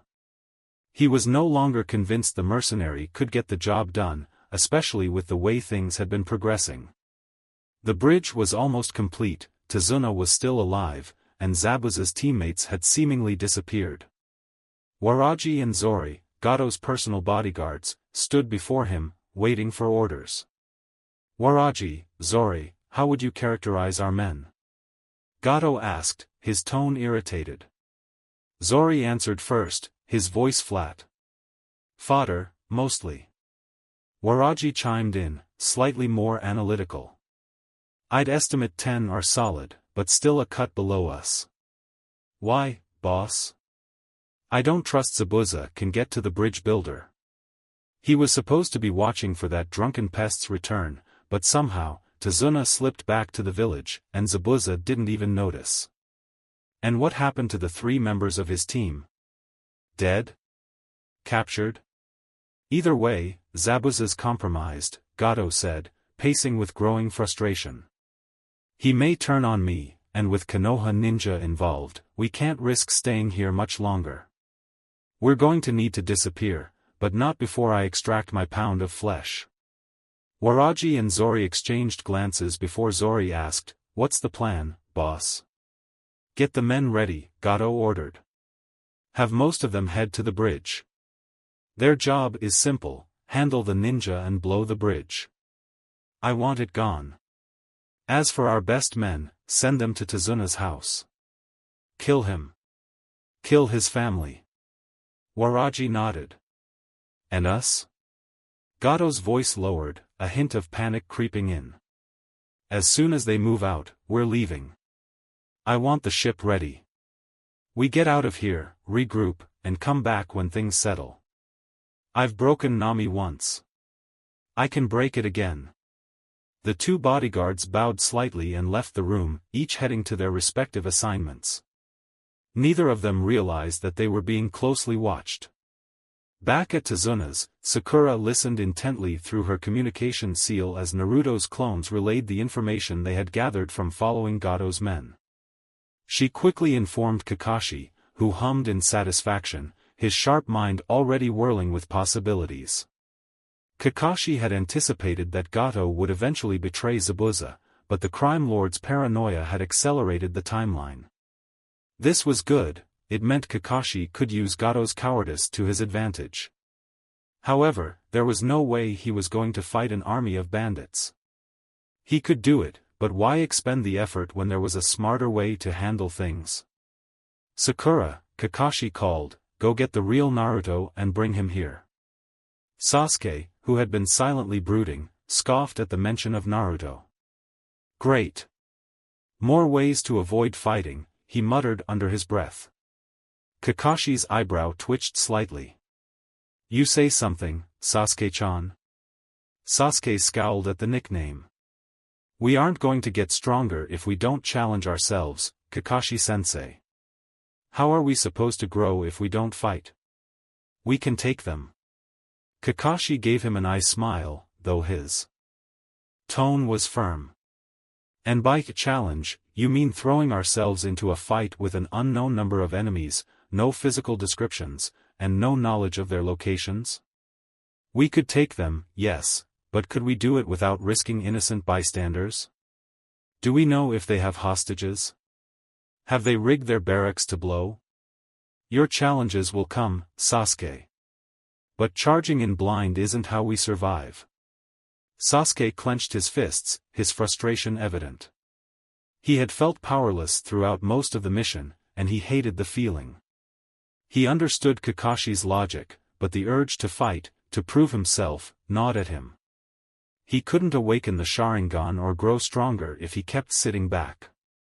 His teeth ground together in frustration, but he said nothing more. Naruto entered the room moments later, his usual carefree expression softened by a focused intensity. You called for me, Hatake-sensei? Yes, Kakashi said, cutting to the point. Sakura already filled you in on Gato's plans, right? Naruto nodded. Yeah. Gato's sending his men to blow the bridge and kill Tazuna's family. Kakashi's expression turned serious. Is there a way to tag Gato's men without them knowing, so we can activate it when they get to the bridge? Some sort of seal that marks them as they pass through the exits? Naruto paused, thinking it over. He furrowed his brow, deep in concentration. You want me to create a seal that plants other seals on them without them noticing? Like a barrier that lets them pass but secretly writes a tag on them as they go through? Kakashi gave a sheepish smile. It sounded ridiculous when put so plainly, but he had faith in Naruto's abilities. Something like that. Naruto tapped his chin thoughtfully. It's possible. I'd need to set up a barrier that includes a replicator array, and I can add a cloaking seal so it won't be visible when the tag gets placed. The trigger could be something like body heat or pressure, maybe a combination of both. He nodded to himself.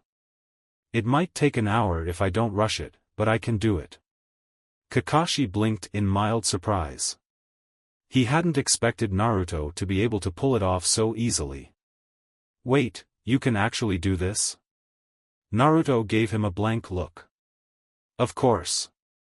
I outlined the elements for you, didn't I? Kakashi's sweat dropped at how casually Naruto said it, but he smiled. You're something else, Naruto. Go ahead and set it up. As Naruto turned to leave, Sasuke, who had been quietly listening, asked, Kakashi, how good is Naruto at Fuinjutsu? Kakashi chuckled lightly. You'll have to ask him yourself. Near Tazuna's house, 4:15 p.m. elsewhere, hidden in the trees, a small boy watched as Naruto sat down on the dock near Tazuna's house. Inari had been conflicted ever since the ninja had arrived. When his grandfather had gone to hire them, Inari hadn't held out much hope. What could a few ninja, barely older than him, do against Gato and his army? Inari had given up believing in heroes long ago, after his father had been killed. But something about the ninja, especially the blonde one, made him reconsider. Inari had watched as Naruto created multiple copies of himself, seemingly effortlessly. He had seen the strange symbols the boy painted around the house, symbols that glowed with a light Inari had never seen before. And then, when Naruto explained that the seals would protect his family from Gato's men, something shifted inside Inari. For the first time in years, his mother had relaxed. She wasn't tense, wasn't afraid. She believed Naruto's words. And despite himself, Inari found that he believed, too. But he couldn't shake the fear that it was too good to be true. He had learned long ago that heroes didn't exist, not in the real world. His father had tried to be a hero, and look where it had gotten him. Still, Inari couldn't help but feel a flicker of hope, something he hadn't allowed himself to feel in a long time. As Naruto worked on the dock, Inari continued to watch, unsure whether to approach. But he would wait. If these ninja truly were the heroes they seemed to be, they would save his grandfather. And then, maybe Inari could believe in heroes again. Naruto, meanwhile, worked diligently on the dock, preparing the seal that Kakashi had requested. It was a complex task, but one that he found exciting. Fuinjutsu was more than just a skill to him, it was a passion, a way to express his creativity and intellect. As he layered the various arrays into the seal, his mind buzzed with ideas on how to make it more efficient, more powerful. Once the seals were complete, Naruto activated a projection seal and contacted his clones. Spiral 1, 2, and 3, this is Spiral Prime. Do you copy? This is Spiral 1, I copy. Spiral 2 here, I copy. Spiral 3, copy. Activate projection seals and memorize what you see. Big Dog wants these placed at every exit of Gato's hideouts. Over. We applying them to our spare Fuin beads? Over. Hi. Spiral Prime, over and out. The clones quickly set to work, placing the Fuin beads in the doorframes of Gato's complexes. Within minutes, the traps were set, invisible to the eye but ready to spring when Gato's men attempted to move out. The clones returned to their positions, ready to continue their surveillance. Back at the house, Naruto, having finished his work, unsealed a cylindrical pillow and lay down by the dock. The complexity of the seal had taxed his tired mind, and he knew he would need a nap before the coming confrontation. As his head hit the pillow, he was asleep within seconds, lulled by the gentle lapping of the water. From a distance, Inari watched the boy sleep, his thoughts conflicted. He still wasn't sure what to make of the blonde ninja, but there was something about him that was different. Strong, yet kind. Unafraid, yet not reckless. Maybe, just maybe, Naruto really was the hero Inari had stopped believing in. Inside the house, Haku sat on her makeshift bed, holding her small snow rabbit, Chappie. Her mind was a whirlpool of confusion, torn between the loyalty she felt for Zabuza and the unsettling clarity that Naruto had brought into her life. His words had echoed in her mind ever since their conversation. Was she really just a tool? Did Zabuza need her to be something more? Could she be more? The questions haunted her. She had never asked herself what she wanted. Everything in her life had revolved around Zabuza, around fulfilling her role as his protector. But now, for the first time, she wasn't sure if that was enough. She wasn't sure if it was what Zabuza needed, or what she needed. Haku glanced out the window and saw Naruto sleeping peacefully by the dock, his face soft and unguarded. A part of her resented him for planting these doubts in her mind, for making her question everything she had believed about herself. Another part of her, however, was grateful. grateful that someone had seen her as more than a tool, more than a weapon.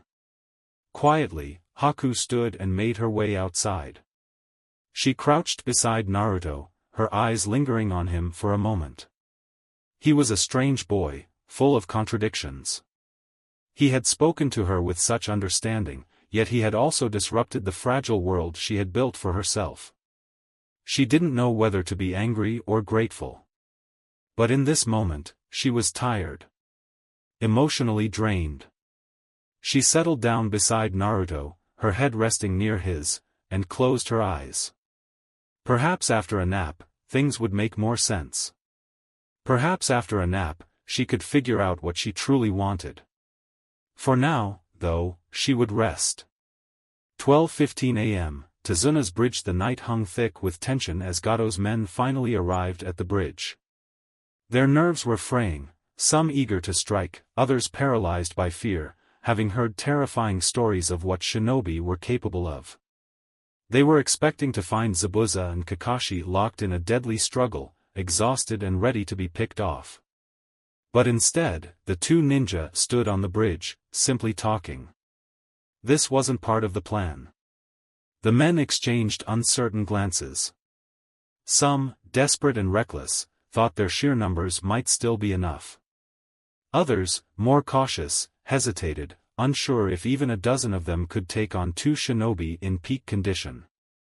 Tension continued to build, gripping the group in a paralyzing fear. One man, his arm growing tired, had an arrow knocked in his bow, just waiting for the right moment to strike. His muscles began to tremble with the effort of holding the draw.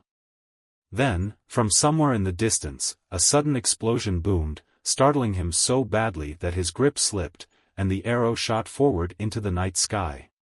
Time seemed to slow as the projectile arced through the air, soaring toward Kakashi and Zabuza. The men held their breath, waiting, hoping the arrow might strike one of the ninja and turn the tide in their favor. But the arrow fell short, harmlessly embedding itself in the ground 20 feet away from either target. Kakashi's visible eye crinkled in amusement. Zabuza growled in irritation, his grip tightening around his massive sword. "Looks like you were right, Kakashi. I've got some vermin to slay." With a snarl, he unleashed his killing intent, the weight of his bloodlust suffocating the air around him. But Kakashi didn't flinch. Instead, he calmly channeled chakra into a seal wrapped around his wrist. A moment later, distant shouts of confusion and panic erupted from the mob of bandits behind Zabuza. Zabuza whirled around, his eyes narrowing as he watched the men, his supposed backup, fall into complete disarray. Dozens of them were tangled together in a chaotic mass, tripping over each other, shouting in panic. Some had been impaled on their own weapons, others flailing uselessly as they were thrown against each other in a bizarre human dogpile. "The hell?" Zabuza muttered, watching the scene unfold. "What the fuck just happened?" Kakashi's lazy drawl broke through the confusion. Naruto happened. The first layer of Naruto's trap had been an attraction seal, a clever array that caused each seal to draw its targets toward each other with such force that they couldn't break free. The result was a mess of panicked, thrashing bodies all pulling each other into an increasingly dangerous heap. Zabuza stood frozen in shock, barely able to process the absurdity of what he was seeing. These were his reinforcements? The bandits he had been counting on to at least provide a distraction? Their cries of pain and distress grated on Kakashi's nerves. With a sigh, he channeled more chakra into the seal, activating the second phase of Naruto's trap, a knockout array. The men's frantic shouts grew quiet, then fell silent altogether as one by one, they slumped unconscious where they stood. Zabuza blinked. "What the hell just happened?" he repeated, half to himself, half in sheer disbelief. Kakashi, looking as relaxed as ever, gave a casual shrug. "Naruto happened," he said again, as if that explained everything. Elsewhere, near the docks, Gato had never been more terrified in his life. He was no stranger to danger, having built his empire through ruthless deals and intimidation, but this was different. His body trembled uncontrollably as he hurried with his bodyguards, Waraji and Zori, toward the docks where his ship was waiting. The ship that was supposed to be his escape from this entire disaster. The plan had been simple: let Zabuza take care of the ninja, then flee before things spiraled out of control. But now, an explosion rocked the night, the sound reverberating through the air like thunder. Gato and his men froze in horror as they watched the ship, his precious escape plan, go up in flames. The dock itself had been torn apart in the blast, the water rippling with debris. "What the?" Waraji shouted, but before he could finish, something whistled through the air, and he and Zori were both struck by metal projectiles that pierced their arms and legs. The two men fell to the ground, screaming in pain, their cries cut short by swift kicks to the head that knocked them unconscious. Gato stood rooted to the spot, his eyes wide with terror as he realized who was responsible. From the darkness stepped a mere boy, a child, no older than 12, with spiky blonde hair and whisker-like marks on his cheeks. Gato's fear quickly turned to anger, and he opened his mouth to shout, to curse the brat, but before he could utter a word, Naruto struck, delivering a sharp chop to the back of his neck. Gato crumpled to the ground, unconscious. Within minutes, Gato, his bodyguards, and several of his remaining men were tied up, disarmed, and dragged away like so much dead weight. Naruto and his clones made quick work of the job, their efficiency leaving no room for error. For Gato, it was over. There would be no bargaining, no blustering his way out of this one. Even if he woke up, he knew his fate was sealed. The villagers would tear him apart when they learned of his plan to abandon them to die. His empire crumbled with the flames of his ship. Back at Tazuna's house, Sakura, Haku, and Naruto, or rather, one of his clones, watched as the 10 men Gato had sent to kill the bridge builder and his family fell into a similar mess of unconscious bodies, all tangled together in a grotesque ball of human flesh. Sakura couldn't help but marvel at the sheer ingenuity of Naruto's sealwork. She had been given control over the trap and was in awe of how effective it had been. Seals were something she had only begun to dabble in, but watching Naruto's expertise in action made her want to learn more. His ability to turn an entire mob into a pile of unconscious bodies with minimal effort was nothing short of incredible. Haku, too, was impressed. Despite her earlier despair, she found herself grateful that Naruto had chosen a non-lethal approach. If the blonde boy had been less merciful, things could have turned out far worse for her. She watched him closely, curious about the limits of his abilities. He seemed so carefree, so nonchalant about the power he wielded. Naruto, on the other hand, was focused on something far more important in that moment. He took a sip of the tea Tsunade had prepared and marveled at how good it was. The delicate flavor, the perfect balance of warmth and sweetness, it was really good tea. In his mind, sealing techniques were simple compared to the art of making such a perfect cup of tea. He made a mental note to ask Tsunade-san for her secret recipe. The night slowly faded into dawn, and by morning, the people of Nami no Kuni would learn the truth. Gato had been captured, his men defeated, and his reign of terror brought to an end. Inari, filled with newfound hope and determination, would gather the villagers, and together they would prepare to mete out justice on the tyrant who had oppressed them for so long.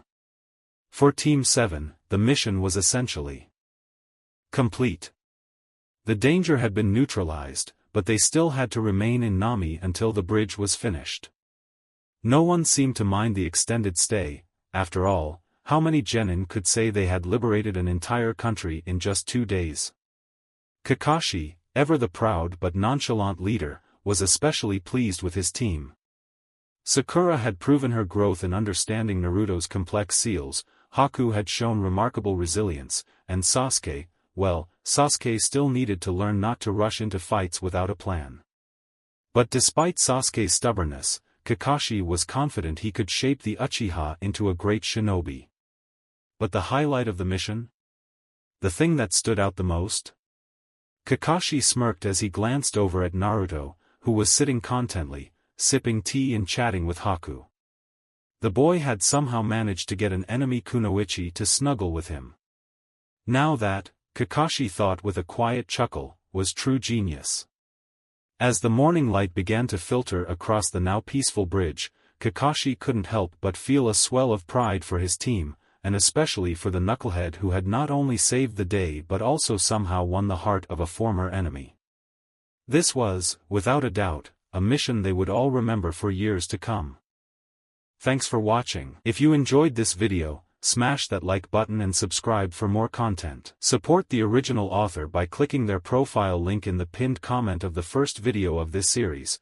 They deserve the love. Want early access and exclusive content? Join my Patreon community, link below. Your support fuels these videos. Drop a comment with your thoughts, and I'll catch you in the next video. Stay entertained, stay safe. Thanks for watching. If you enjoyed this video, smash that like button and subscribe for more content. Support the original author by clicking their profile link in the pinned comment of the first video of this series.